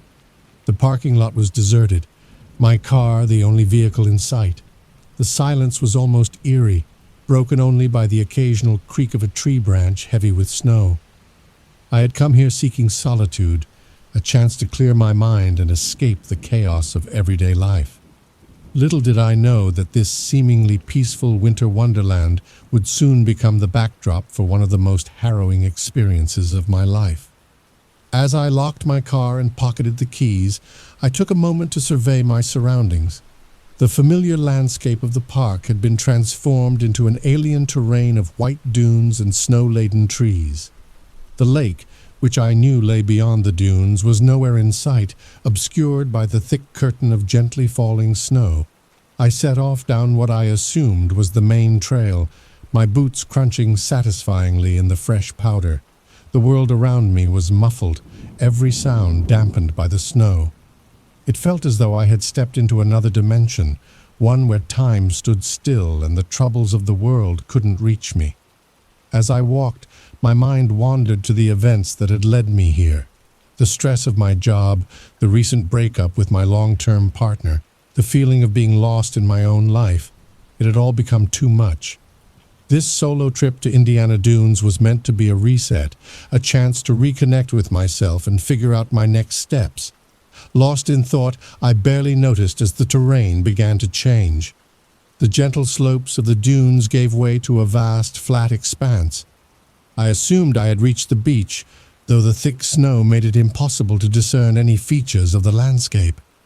I pressed on, marveling at the untouched expanse before me. It wasn't until much later that I would realize the gravity of my mistake. In that moment, however, I was blissfully unaware of the danger lurking beneath my feet. I was walking on thin ice, quite literally, and my life was about to change forever. As I trudged through the snow, the wind picked up, driving icy particles into my face. I pulled my scarf tighter, grateful for the warmth it provided. The vast whiteness stretched out before me, unbroken and beautiful. I felt a sense of peace wash over me, the troubles that had driven me here momentarily forgotten. I must have walked for at least 20 minutes when I decided to take a break. I found a spot that seemed slightly elevated, perhaps a sand dune beneath the snow, and sat down. As I caught my breath, I reached for my water bottle, only to find it had frozen in the extreme cold. I chuckled to myself, amused by my lack of foresight. It was then that I heard it, a faint cracking sound beneath me. At first I dismissed it as the settling of snow, but as I shifted my weight the sound intensified. A chill ran down my spine, and this time it wasn't from the cold. Slowly, carefully, I stood up, my heart pounding in my chest. The realization hit me like a punch to the gut. This wasn't a snow-covered beach. I was standing on the frozen lake. Panic threatened to overwhelm me as the gravity of my situation became clear. I had no idea how far out onto the lake I had wandered, or how thick the ice beneath my feet was. Every step could be my last. I turned back the way I had come, trying to retrace my steps, but the falling snow had already obscured my tracks. The shore was nowhere in sight, hidden behind a curtain of white. I felt utterly alone and terrifyingly vulnerable. With no other choice, I began to walk, each step cautious and measured. The cracking sounds continued, sometimes loud enough to make me freeze in place, my heart in my throat. Time seemed to stretch, minutes feeling like hours as I inched my way across the treacherous ice. As I walked, my mind raced. How could I have been so careless? I thought of my family, my friends. Would they ever know what happened to me if the worst came to pass? The weight of my mortality pressed down on me, heavier than the thickest winter coat. I don't know how long I had been walking when I saw it. A dark shape in the distance, barely visible through the swirling snow. At first, I thought it might be a hallucination, a trick of my fear-addled mind. But as I drew closer, the shape solidified into a sign. Relief flooded through me as I approached the sign, but it was short-lived. The words on the sign sent a fresh wave of terror through me. Danger, thin ice ahead, do not proceed. I had made it back to the shore, but the realization of how close I had come to disaster hit me hard. My legs gave out, and I collapsed onto the snow-covered ground, my body shaking with a mixture of relief and residual fear.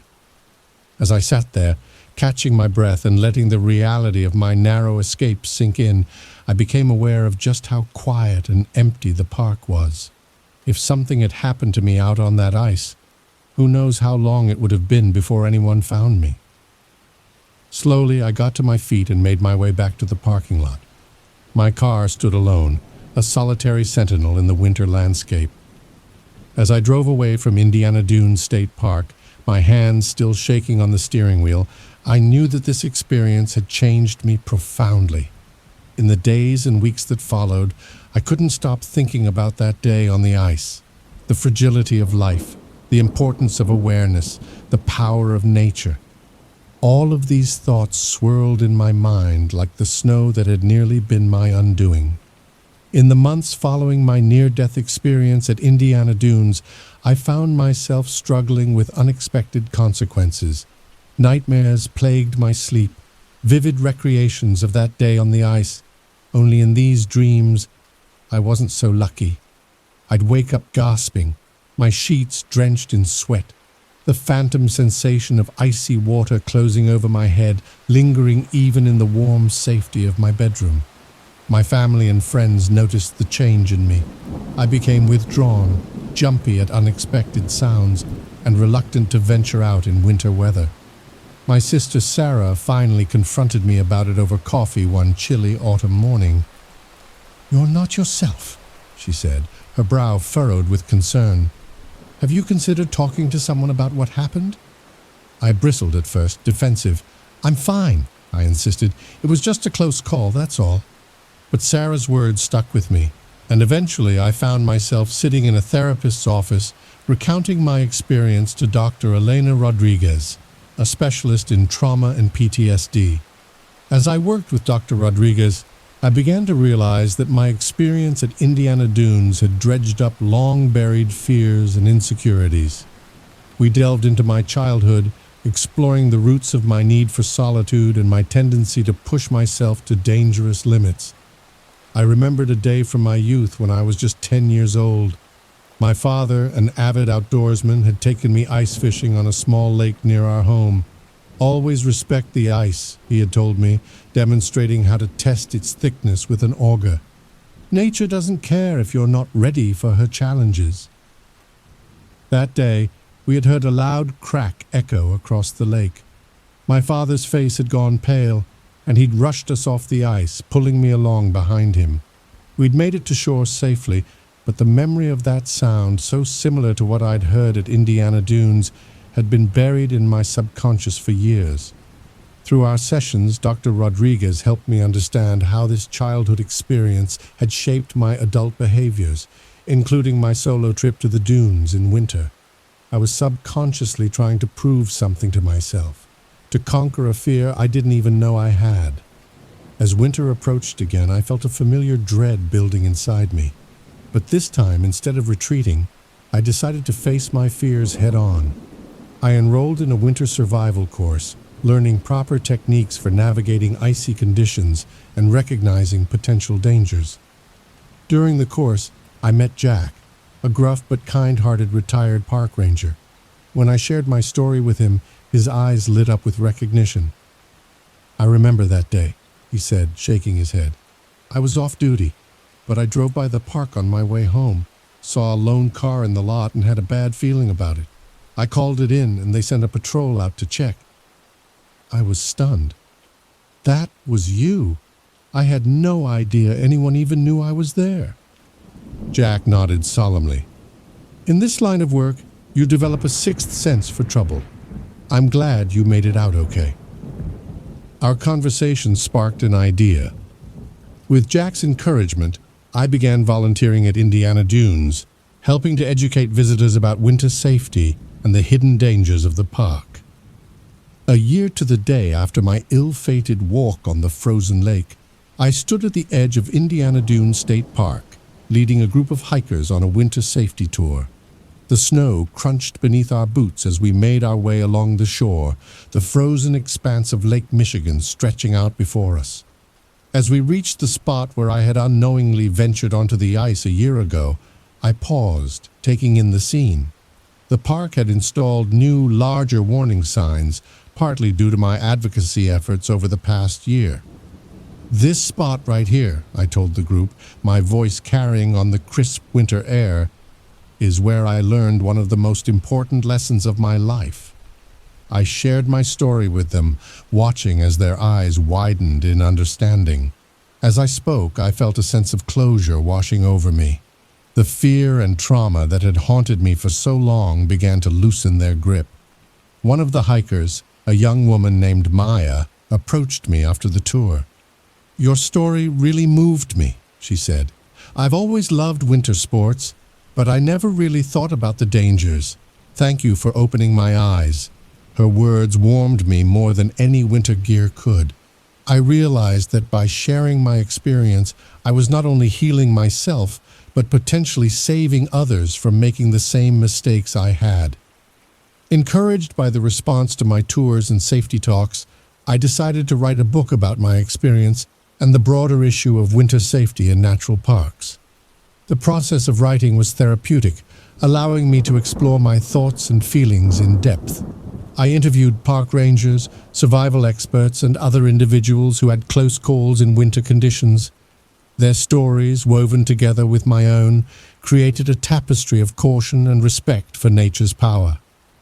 As I wrote, I also delved into the science behind ice formation on large bodies of water, the psychology of risk-taking in nature, and the history of winter recreation in national and state parks. The project consumed me, giving me a new purpose and direction. During my research for the book, I came across a news article about a family who had lost their son to a similar accident on a frozen lake in Minnesota.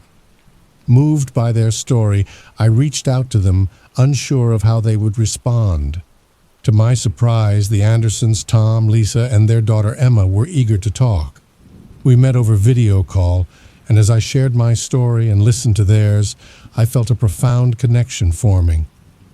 "After we lost Kyle," Lisa said, her eyes glistening with tears, "we felt so alone in our grief. Hearing your story, knowing that someone understands the dangers and is working to prevent similar tragedies, it gives his death some meaning." The Andersons agreed to contribute to my book, sharing Kyle's story as a poignant reminder of what's at stake. Our collaboration led to a friendship that would prove invaluable in the years to come. As my book neared completion, I realized that I wanted to do more than just write about the issue. With the help of the Andersons, Jack, and other allies I'd made along the way, I launched a national campaign for improved winter safety measures in parks across the country. We lobbied for better signage, increased funding for winter patrols, and enhanced education programs for park visitors. Our efforts caught the attention of several state legislators, and soon we found ourselves testifying before committee hearings, sharing our stories, and pushing for change. The campaign was exhausting but exhilarating. For every setback, there was a small victory. Slowly but surely, we began to see changes implemented in parks around the nation. 5 years after my near-fatal walk on the ice, I returned to Indiana Dunes State Park for the grand opening of the new Winter Safety Center. The small building, located near the spot where I had first ventured onto the frozen lake, was a testament to years of hard work and advocacy. As I cut the ribbon, surrounded by park officials, local politicians, and many of the people who had been part of my journey, I felt a sense of completion. The terrified, naive person who had walked out onto that ice half a decade ago was gone, replaced by someone wiser, more cautious, but also more connected to the world around them. Looking back on that winter day at Indiana Dunes, I'm struck by how a single misstep, literal and figurative, can change the course of a life. My walk on thin ice could have ended in tragedy, but instead it became the catalyst for growth, change, and a newfound purpose. I've learned that life often places us on thin ice, testing our resilience and adaptability. The key is not to avoid these challenges altogether, but to approach them with respect, preparation, and a willingness to learn from our mistakes and the wisdom of others.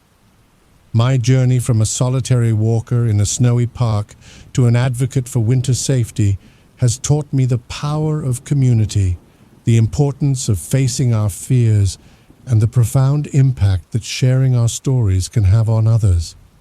As I stand here today, watching visitors explore the new Winter Safety Center, I'm reminded of the countless unseen dangers that surround us every day. But I'm also filled with hope, knowing that through education, awareness, and mutual support, we can navigate even the most treacherous paths. The frozen lake that nearly claimed my life has become a symbol of transformation and resilience. It's a reminder that sometimes our greatest challenges can lead us to our true calling, if only we have the courage to step carefully, listen to the warnings around us, and reach out to others along the way. And so, my story continues, no longer a solitary journey on thin ice, but a shared expedition towards greater understanding and respect for the delicate balance between human adventure and nature's awesome power.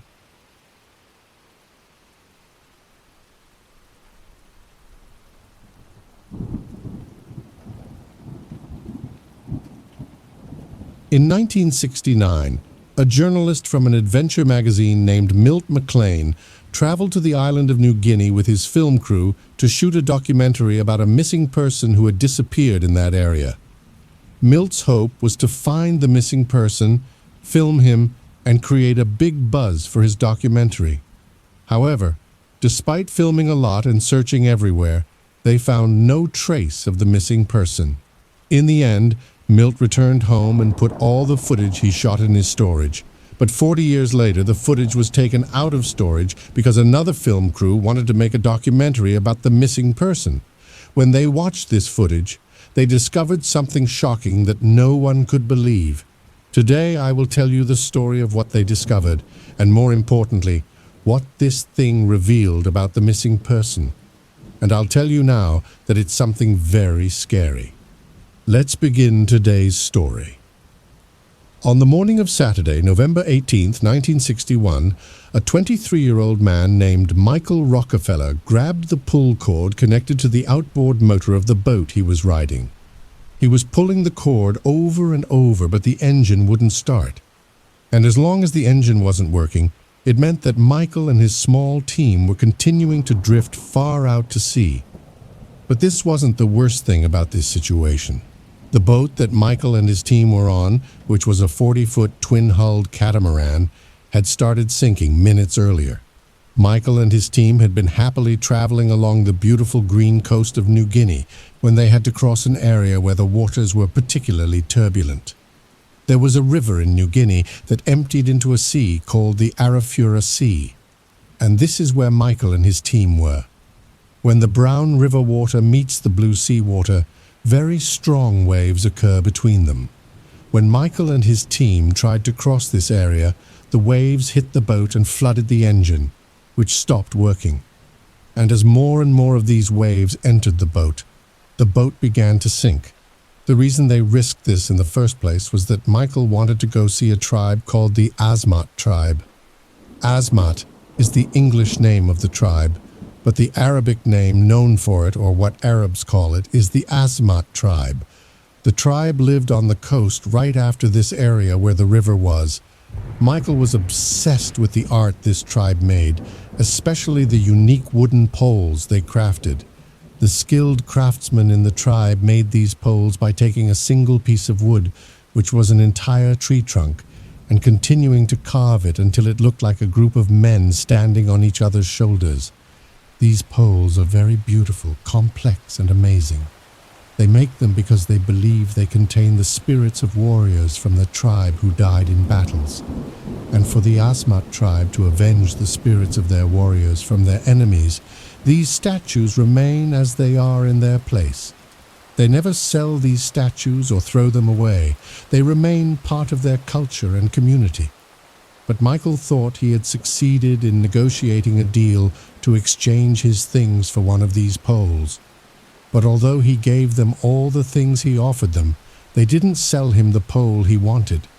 So now Michael was returning in hopes that he could take the pole from them and take it with him on the boat. But now he was sitting in his sinking boat and seeing the muddy shores of New Guinea Island getting further and further away because his boat was drifting inland. Michael's team consisted of 3 other people, a French anthropologist named René, and 2 teenage guides from the Asmat tribe named Simon and Leo. After Michael failed to start the engine, everyone tried pulling the engine cord, but they couldn't start it. Finally, Simon and Leo spoke up and told Michael and René that the only hope now was to leave the boat and jump into the sea and swim to the shore, which was 800 meters away. But they were drifting away quickly, and if they waited any longer, they would be too far from the shore. But René wasn't a good swimmer, and Michael wasn't ready to leave the boat and leave all the things on it like tobacco, fishing lines, clothes, sweets, and all the things he knew the Asmat tribe didn't have and which he could use as a means of negotiating to get the pole or any other art they might offer. When Michael realized that the boat and everything on it would sink into the sea at some point, he wasn't psychologically ready to leave the boat now. So they decided that the Asmat teenagers would jump off the boat and swim to the shore to get help. And during this time, Michael and René would wait for them on the boat. Moments later, the teenagers jumped into the water and started swimming towards the shore, and Michael was watching them. And suddenly Michael realized how far he was from home. He had gone months without showering, and he smelled very bad. And his body was covered with sunburns and dirt, and his hands were rough and cracked from so much rowing. But this wasn't Michael's real life, because he wasn't an ordinary person. His family was one of the most famous and richest families in history. The Rockefeller family was in the top 10 list of the most powerful families ever. Michael's grandfather, named John D. Rockefeller, was one of the world's oil tycoons and was the richest man in the world in his time.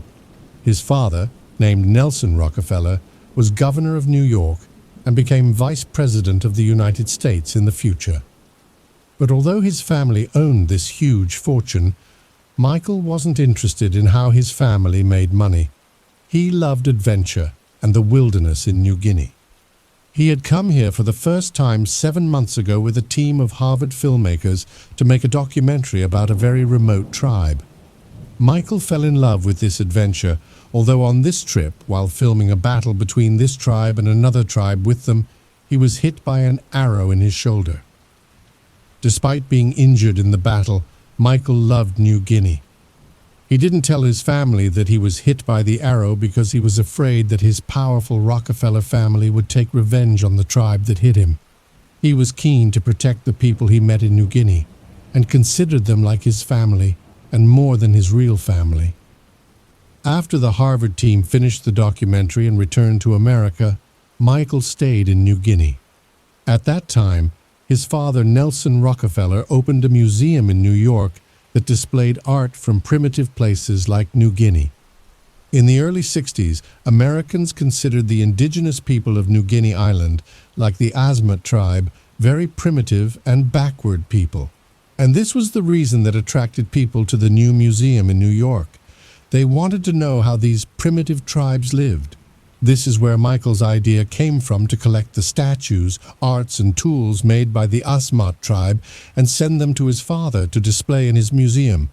And of course, these things made by the Asmat tribe were not displayed in any museum in the world at that time in the 60s.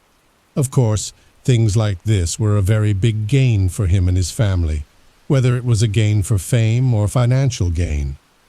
Michael collaborated with the French anthropologist named René to tour New Guinea and collect this art and send it to his father. Hours after Leo and Simon jumped into the water from the sinking boat and started swimming towards the shore, Michael and René didn't know if they would reach the shore at all. They didn't see anyone coming to rescue them and didn't know if they were close to help or not. They were seeing their boat sink more and more into the water. At one point, Michael and René decided to grab buckets and start emptying the water from the boat, but this was of no use. The water was entering the boat too quickly, and then a sudden wave came and completely overturned the boat and threw Michael and René into the sea. Michael and René managed to swim to the surface of the water and return to the overturned boat.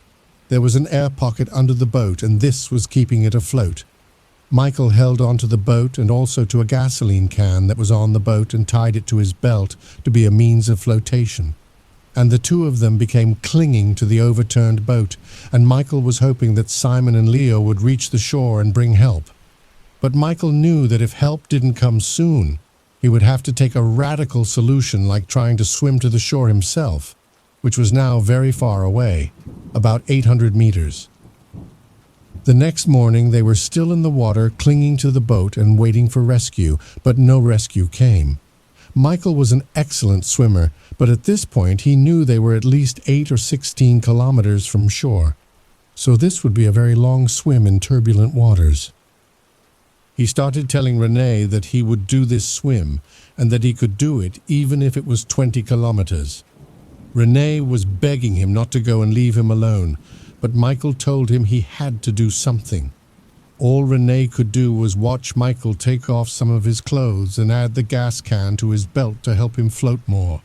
And after that, Michael said goodbye to René. He started swimming around 8 a.m. on Sunday, November 19th, 1961. After 12 hours, René was still clinging to the boat and waiting for rescue, and suddenly the sky lit up with a very bright light. A plane had seen him and fired a flare and told him they saw him and that they would send help. And after an hour, a boat came and rescued René. When he got on the boat, he was very relieved and asked the captain if Michael Rockefeller was with them. The captain said to him, "Who? This Michael.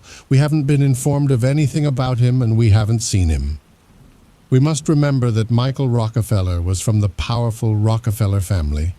And when René heard that they didn't know Michael's whereabouts, he told the captain that Michael had started the long swim to the shore to get help. Here, it was as if a bomb had exploded in the Rockefeller family. The family mobilized all their money, resources, and influence to launch the largest search campaign for Michael. They sent ships, helicopters, and planes and contacted the U.S. Navy, which fully participated. They searched everywhere for a week, but they couldn't find Michael. The search for Michael continued for years, but there was always someone searching for him in the area where he started his swim. After 3 years of Michael's disappearance, the Rockefeller family accepted the reality that he probably drowned and died during his long swim towards the shore. When the family finally accepted that this is what happened to their son, This story became the most circulated in America about what happened to Michael Rockefeller. Even his sister wrote a best-selling book about her grief over losing her brother. But in New Guinea, there were completely different stories that began to spread about what happened to Michael. Different rumors about his fate were spreading on the maritime trade routes in that area, and the many adventure magazines were reporting these stories. In 1969, 5 years after Michael's family announced his death, a journalist from an adventure magazine named Milt McLean heard from a mysterious Australian person that he had recently seen Michael Rockefeller in the New Guinea jungle. Milt followed this lead even though it wasn't reliable, and traveled to New Guinea with a film crew and roamed the area and searched everywhere for Michael. That is, he actually combed or surveyed the area, but he found no trace of Michael. So he returned to his country very frustrated and wrote a successful book about his journey to search for Michael Rockefeller. But he didn't review the footage he shot with his camera on that trip. He and his team filmed everything from afar and up close, but they didn't review these films. They said, "That's it, since we didn't find Michael," and they put them on the shelf. But after 40 years, there was another film crew who decided to go to New Guinea and search for Michael because there were still rumors spreading that he was still alive in the jungles of New Guinea. So before this team went to New Guinea, they discovered the footage that Milt McLean had shot and hadn't watched. So they watched all this footage and reviewed it well and discovered something that was shocking and no one could believe. Among hours and hours of recordings, there was a small shot that was filmed from afar. The team was filming on the ground towards the water, and they saw boats appearing in the picture, and they were full of Asmat tribe warriors. This was a war team probably heading for a battle with another tribe. But among the big, strong warriors, there was a person different from them, and it was clear from his appearance that he wasn't from the Asmat tribe or from the island's inhabitants at all.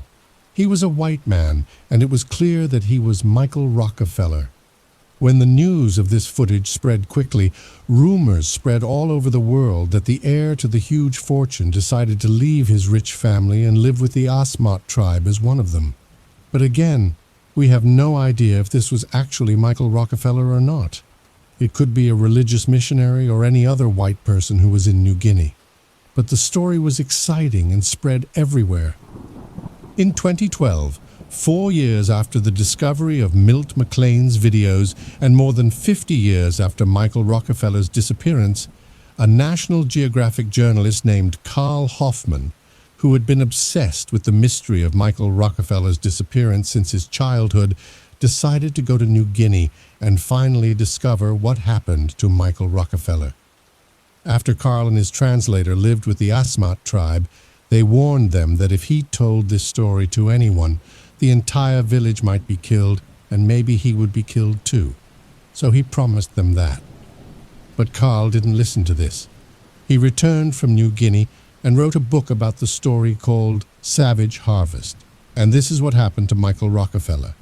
On the morning of November 19th, 1961, about 24 hours after Michael jumped into the sea and started his long swim towards the shore, 3 elders of the Asmat tribe named Catalay, Van and Jim and Bob, with 50 members of the tribe in 8 long boats, were just returning with a break at the mouth of the river, which is the same river that emptied into the Arafura Sea, the place where Michael and his team faced the waves that overturned their boat and led to this situation.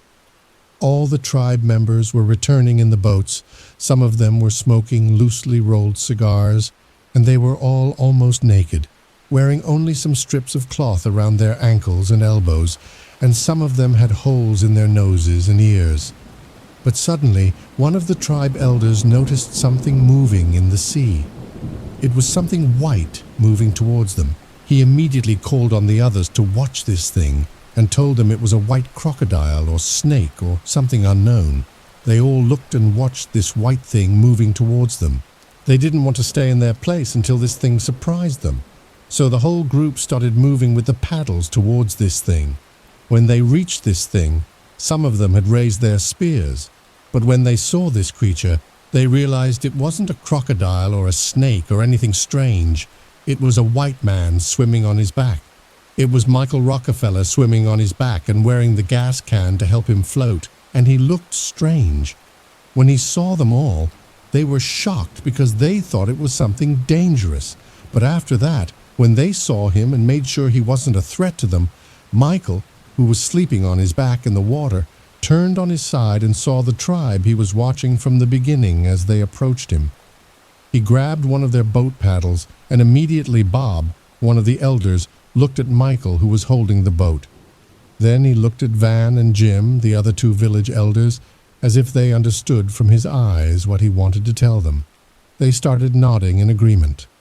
Bob helped Michael climb into the boat, and Michael sat in the middle of the boat and was very exhausted from swimming, but he was very comfortable and reassured, so he kept sitting in his place, and the tribe members returned to their places in their boats and started paddling to return to the river. And while they were paddling, they started chanting a very strange chant. All 8 boats and all 50 tribe members started chanting this chant together. Michael was hearing this chant or hymn for the first time and tried to ask them, "What are you saying, guys?" But they completely ignored him and continued paddling and chanting. Michael was enjoying the singing and feeling happy and safe as he was lying with his body on the boat. But suddenly the chanting stopped, and the boat started moving towards a small bay on the shore. Michael noticed that they slowed down in their movement, so he tried to get up to see if they had reached the village or not. But when he got up and looked over the edge of the boat, he didn't see any village on the shore, but he was just seeing a bay or an empty area on the shore. Michael started, and he put his hand out for anyone in the village to come with him and rescue Renee. He thought he would find Simon and Leo in the village. Michael started asking them if they would help him rescue Renee, but there was something strange and big between them, and they didn't understand him. And at one point, one of the Asmat tribe men started laughing at Michael, and the others started laughing with him.